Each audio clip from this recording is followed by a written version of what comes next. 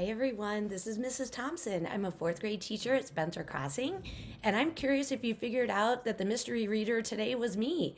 I know if any of my former students or current students out there watching this paid attention to the clues, and my clue about the St. Louis Cardinals was probably the giveaway there. I think anybody who knows me knows that I'm probably the biggest St. Louis Cardinal fan in Chicagoland.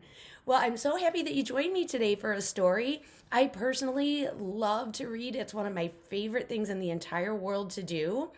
I started loving to read when I was very, very young because I am lucky enough to have an older brother that would read to me. I remember being maybe 4 or 5 years old at the earliest, going on camping trips in a big mobile home with my family across the country. And to pass time, my older brother would read to me. He started with the Bobbsey twins books. Here's a picture of one of them. This is a series that I don't even think you can find anymore anywhere because it's kind of old. It was a story of a family, including two sets of fraternal twins. Nan and Bert were the older ones, and then Flossie and Freddie were the two younger sets of twins. And the family went on adventures and solved mysteries. And there were 72 Bobbsey twins books in all. And then the author is a woman by the name of Laura Lee Hope.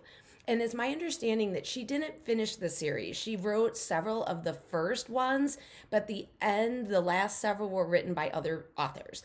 But Laura Lee Hope is the name that I always remembered as being the author of the Bobbsey Twins. And I specifically remember this volume right here. I remember that candy cane striped tower caught my attention. And plus the word candy was in the title. So I vividly remember this story, and I'm just so thankful that my brother got me involved in associating reading with warmth and comfort and family and love at such an early age, and I've never lost that love of reading. Reading takes me anywhere I want to go. I can travel the world through stories. I can go back in time. I can go to the future if I want to. And I absolutely love being able to do that when I can't travel on my own. Books just really do increase my imagination and really do teach me so many things that I never would have learned without reading for pleasure. So today I'm going to share a story with you that if you're one of my former students, you also know I've read this one many, many times. It's called Two Bobbies. It's a true story. It might look like it's fiction with the kind of cartoon character dog and cat on it, but it actually is a true story about two pets that survived Hurricane Katrina. And I still get the chills. I've read this book many, many, many times, and it still brings up emotions. It still gives me the chills when I read it. So I hope you love this story as much as I do. There's an author's note at the beginning, and it says, "Neither Bobby the dog nor Bobcat has a tail, and some say that's what brought them together. No one knows for sure how they met. Perhaps their owner had a soft spot for pets with no tails. But the two Bobbies, as they've now come to be known, were each exactly the friend the other needed at exactly the right time." This is their story. Hey. The city of New Orleans on the mighty Mississippi is a place many people and pets call home. Jamming with jazz and dressing up fancy for Mardi Gras, it bustled with life day and night. But on August 29th, 2005, Hurricane Katrina bore down on the city and everyone who lived there, including a wisp of a cat and one puppy. Winds roared to 110 miles an hour. Rain pounded hard and fast. Strong winds pushed walls of water from the Gulf of Mexico into Lake Pontchartrain. Some of the levees holding back the lake gave way. Water poured into the city deeper and deeper. People who had stayed through the storm were finally forced to leave their homes. They had to say goodbye to everything they loved. Many were told they could not take their pets. Bobby and Bobcat were left behind. Bobby had been tethered with a length of chain. Bobcat stayed by her side. Together in the silent heat, they waited for help to come. After the storm, volunteers from across the country came to New Orleans to lend a hand. They brought food and water. They rescued people stranded on the roofs of their homes, and they rescued many animals. But with so much damage and confusion, the two Bobbies were not rescued. Their food and water gone, Bobby finally broke free. She dragged along the broken chain with Bobcat close beside her. In the early days after the hurricane, the two Bobbies tried to make their way around oily water littered with debris. After the waters receded, they traveled the buckled streets with no place to call home. Oh, the poor animals. Month after month passed as Bobby and Bobcat wandered the devastated city. Their days and nights were filled with danger. Packs of hungry, homeless dogs roamed the streets fighting smaller animals for food. Were Bobby and Bobcat chased away from any scraps they might have found? With little food to eat or clean water to drink, Bobby's ribs began to show. Bobcat's brown sugar markings started to fade to a dull white.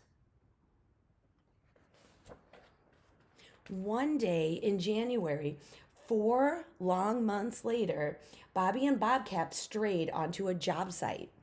A construction crew hammered and sawed, fixing up a motel damaged by the hurricane. A worker's dog rushed over to play with Bobby. The dog's owner, Rich, noticed Bobcat too. He saw how thin the two strays were and began feeding them. He trimmed Bobby's chain, leaving enough to jingle on the ground because Bobcat liked to follow it. But every time Rich tried to touch Bobcat, Bobby growled. After a week of caring for the two Bobbies, Rich got some bad news when his boss came to the job site. He had given permission for one dog, but not two dogs and a cat. He said Bobby and Bobcat had to go. So they had to leave their safe place. Rich was determined to take them to a safe place, but Bobby still growled whenever Rich got too near Bobcat.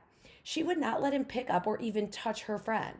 So Rich rattled a bowl full of kibble. Bobby followed the food to Rich's van, and Bobcat followed Bobby. Rich drove them to a temporary shelter that Best Friends Animal Shelter had set up in Celebration Station, a former video game arcade. This shelter was completely filled with homeless dogs and cats, but a volunteer welcomed them in, even naming them Bobby and Bobcat for their bobbed tails. They were placed in separate rooms. All night long, Bobby howled and barked. Bobcat paced back and forth. No one could sleep with Bobby making such a ruckus. So volunteers made a large pen for her and put Bobcat in his small carrier inside Bobby's new cage. Bobby lay in front of Bobcat and whimpered. The volunteers opened the small cage to see what would happen. The two Bobbies touched noses, together again at last. For the next few minutes, the volunteers studied Bobby and Bobcat. They noticed how Bobcat stayed close to Bobby. They saw how he walked with his neck stuck out and how he carefully lifted his front paws, placing them down as if he were unsure of what he might step on. Someone waved a hand in front of Bobcat's face. Bobcat did not jump back. Another volunteer waved her hand. Bobcat did not even blink. Everyone was stunned. Bobcat was blind. All that time on their own, Bobby had been Bobcat's seeing eye dog. Wow. It's amazing how Bobby knew that. The volunteers and even an ace pet detective searched for their family with no success. 1 month later, Celebration Station closed its doors, but Bobby and Bobcat still did not have a home. There was only one thing left to try. The two Bobbies made a television appearance on CNN's Anderson Cooper 360. The very next day, the Best Friends volunteers left New Orleans. One of them drove Bobby and Bobcat to the Best Friends Animal Sanctuary in Utah, where they would stay until a new family could be found. They were on their way west when the news came in. Hundreds of people wanted to adopt them. It would take a very special family, though, to adopt them together. The volunteers made a list and invited everyone on it to come and meet the two Bobbies. Only Melinda and her Boston Terrier, Gus Gus, made the long trip to Utah. That night, Bobby and Bobcat had a sleepover with Melinda and Gus Gus in one of the cottages on the sanctuary grounds. Would the two Bobbies choose Melinda? The next morning, everyone knew the answer. Bobby and Bobcat were stuck to Melinda like Velcro. They also liked Gus Gus, and he liked them. Finally, Bobby and Bobcat had found their new family. Now they live with Melinda, Gus Gus, and Amelia on a ranch in southern Oregon. Bobcat has a window seat to sit in. He likes to play with the robot vacuum cleaner. He turns it on all by himself. Bobby helps with the ranch chores. She goes along on horse rides. On hot days, she lounges in the frog and fairy pond.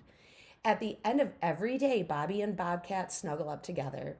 They have toys and treats and lots of new friends, even a camel. Best of all, they have each other. And that is the end. I have the chills right now reading this one. And one of my favorite moments of teaching ever is after I read the story to the kids and they clap. I have watched so many groups of kids be inspired and moved by this story, and that is something that I will keep in my heart forever. Thank you for sharing this story with me. I hope you enjoyed it, and I hope you'll always remember the story of Bobby and Bobcat and just how important it is to stick by your friends through good times and especially in bad when they need you the most. I hope you enjoy the rest of the stories. Good luck with your readathon, and always, always enjoy reading.